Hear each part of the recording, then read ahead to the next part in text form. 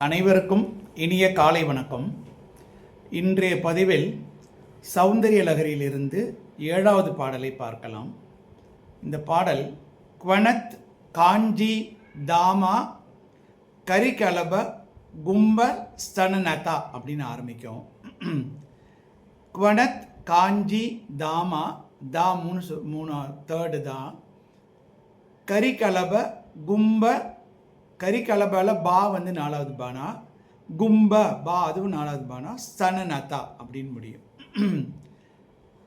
இந்த ஸ்லோகத்துடைய முதல் வரி ரொம்ப விசேஷமாக இருக்கும்.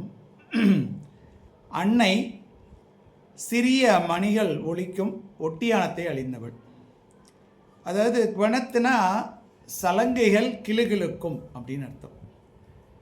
காஞ்சிதாமா அப்படின்னா தங்க ஒட்டியானம் பூண்டவளும். அப்புறம் கரிகலப கும்ப ஸ்தனநதா. கரிகலபன கரின யானை, யானையின் மத்தகம் போன்ற திருமார்புகளால், ஸ்தனம்னா திருமார்பு, திருமார்புகளால் சற்று வளைந்த உருவுடன். அதான் முதல் வரி.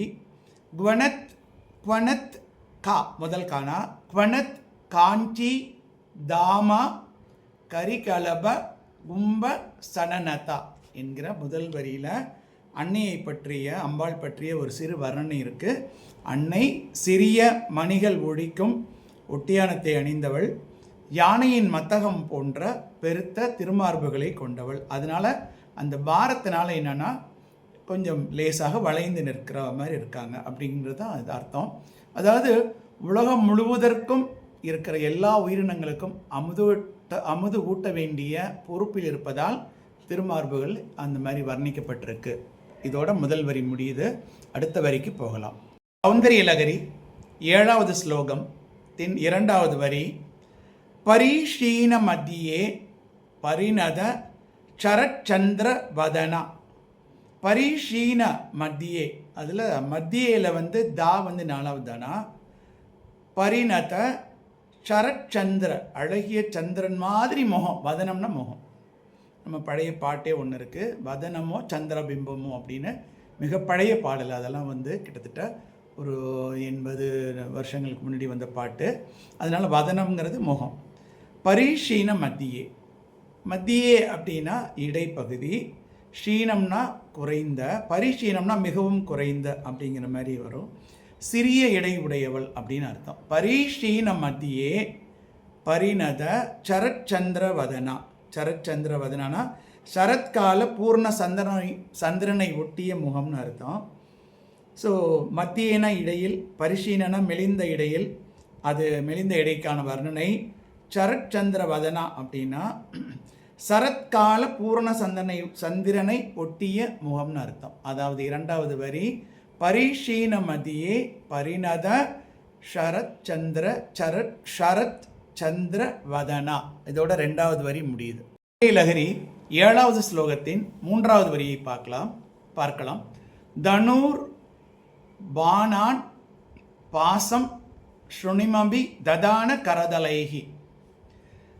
தனூர் பானான் 3வது பா, பாசம் ஸ்ருணிமபி ததான கரதலைகி அப்படின்னு என்ன அர்த்தம்னா, அவங்களுடைய கரங்களில் கரதல், கரம்னா கரம், கை, கரதலை கைகளில், கரங்களில் தனூர் பானான் பாசம் ஸ்ருணிமபி கரும்புவில் புஷ்பபானம் பாசம் அங்குசம் ஆகியவை இருக்கு. ததான தரித்த அப்படின்னு சொல்லிட்டு. ஸோ கையில் இருக்கிற ஆயுதங்களை சொல்கிற விஷயங்கள் தான், கையில் என்னெல்லாம் இருக்குது அப்படின்னு சொல்கிற விஷயங்கள் தான். தனூர் பானான் பாசம் ஸ்ருணிமபி ததான கரதலைகி. அதாவது கரும்புவில் கரதலை கரங்களில், கரும்புவில் புஷ்பபானம் பாசம் அங்குசம் ஆகியவை தரித்த ததான அப்படின்னு. இதோட 3வது வரி முடியுது. அடுத்தது சௌந்தரிய லகரி 7வது ஸ்லோகத்தின் 4வது வரி முடிகிற வரி தான். புரஸ்தாத் ஆஸ்தாம் ந புறமதிது ஆகோ புருஷிகா. புரஸ்தாத் ஆஸ்தாம் ந புறமதிது ஆகோ புருஷிகா. இதில் அந்த ஆகோ புருஷிகா அப்படிங்கிற வரி என்னை ரொம்ப கவர்ந்த ஒரு 2 வார்த்தைகள். அது ஆகோ புருஷிகானா ஆச்சரியமான குணமுடைய பராசக்தி. ந அப்படின்னா எங்கள், புரஸ்தாத் எதிரில், ஆஸ்தாம் எழுந்தருளட்டும், அம்மா நீங்கள் எங்களுக்கு முன்னாடி வந்து எழுந்தருளுங்க அப்படின்னு சொல்கிறார். புறமதிது அப்படின்னா முப்புறத்தை எரித்த சிவன், முப்புறத்தை எரித்த சிவன். புறமதிது ஆகோ புருஷிகா ஆச்சரியமான குணமுடைய பராசக்தி. ந எங்கள் எதிரில் எழுந்தருளட்டும் அப்படிங்கிறது தான் 4வது வரி. ஸோ 4வது வரி புரஸ்தாத் ஆஸ்தாம் ந புறமதிது ஆகோ புருஷிகா. ஸோ புறமதிதுன முப்புறத்தை எரித்த சிவனின் பத்தினியாகிய ஆகோ புருஷிகா யார்? ஆச்சரியமான குணமுடைய பராசக்தி ஆன நீ, ந எங்கள், புரஸ்தாத் எதிரில், ஆஸ்தாம் எழுந்தருளட்டும். அப்போ வந்து அம்பாளை கூப்பிடுறோம், அம்பாளை வாங்க வாங்க வாங்கன்னு கூப்பிடுறோம், நம்ம எதிரில் வந்து நில்லுங்க அப்படிங்கிற மாதிரி கூப்பிடுறோம். இதோட இந்த வரி முடியுது. இது ஒரு அற்புதமான ஸ்லோகம், சுலபமான ஸ்லோகம். இதை மேற்கொண்டு சேர்க்க வேண்டியவைகளை சேர்த்து படிக்கிறப்ப ரொம்ப சுலபமாக புரியும். இதை இதுவரை கவனித்த அன்பர்களுக்கு நன்றி, வணக்கம்.